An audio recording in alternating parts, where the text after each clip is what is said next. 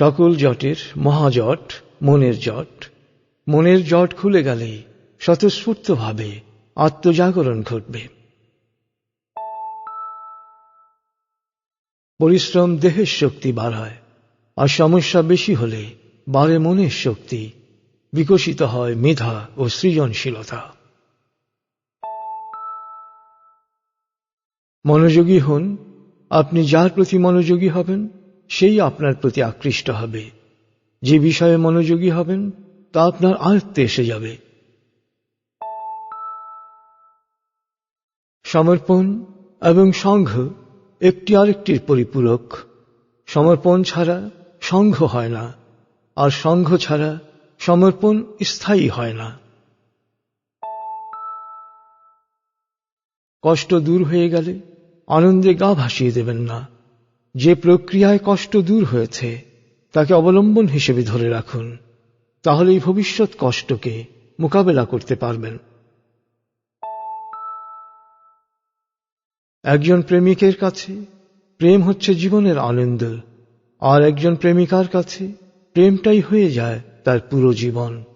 নারীর কষ্টের শুরু এখানেই। নিজ দায়িত্বের প্রতি আন্তরিকতা কাজের মানসিক চাপ কমায়। মনের গভীরে ফেনাতে থাকা অহেতুক প্রশ্ন সাফল্যের পথে বারবার হোঁচট খাওয়ায়। আত্মজাগরণের অনুঘটক হচ্ছে স্বাবলম্বন। স্বাবলম্বী হওয়া মানে নিজের শক্তির ওপর আস্থা রাখা এবং তা নিজের ও মানুষের কল্যাণে ব্যবহার করা। কল্যাণকর বিষয় গ্রহণ আর অকল্যাণকর বিষয় বর্জনের মধ্য দিয়ে সুন্দর জীবন গড়ে ওঠে। আপনি যা জানেন তা আগে নিজে মানুন, তাহলেই চারপাশের মানুষ তা মানতে উৎসাহিত হবে। ধর্ম মমতা প্রচার করে, অধর্ম ঘৃণা ছড়ায়। ধর্ম মনকে উদার করে, আর অধর্ম গোলামি সৃষ্টি করে।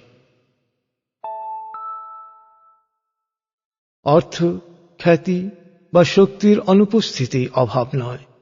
অভাবের কারণ হচ্ছে স্বভাব। সৎ চেতনার আলোকে দৃষ্টিভঙ্গি বদলে গেলেই অভাব দূর হবে। সেবা নিতে এসে সেবকে রূপান্তরিত হওয়ার মধ্যেই রয়েছে সেবাগ্রহীতার সাফল্য। কারণ ইতিহাস সব সময় সেবককেই স্মরণ করে, সেবাগ্রহীতাকে নয়। আল্লাহ, ঈশ্বর, গড বা প্রভু যে নামেই ডাকা হোক, সৃষ্টিকর্তা একক ও অদ্বিতীয়। জাতি, ধর্ম, বর্ণ, গোত্র নির্বিশেষে সবারই স্রষ্টা তিনি। অর্জন করা গুরুত্বপূর্ণ, আর সে অর্জনকে ধরে রাখার যোগ্যতা অর্জন আরো বেশি গুরুত্বপূর্ণ। মনের প্রশান্তিকে কর্মব্যস্ততায় রূপ দিন, তাহলেই প্রশান্তি স্থায়ী হবে।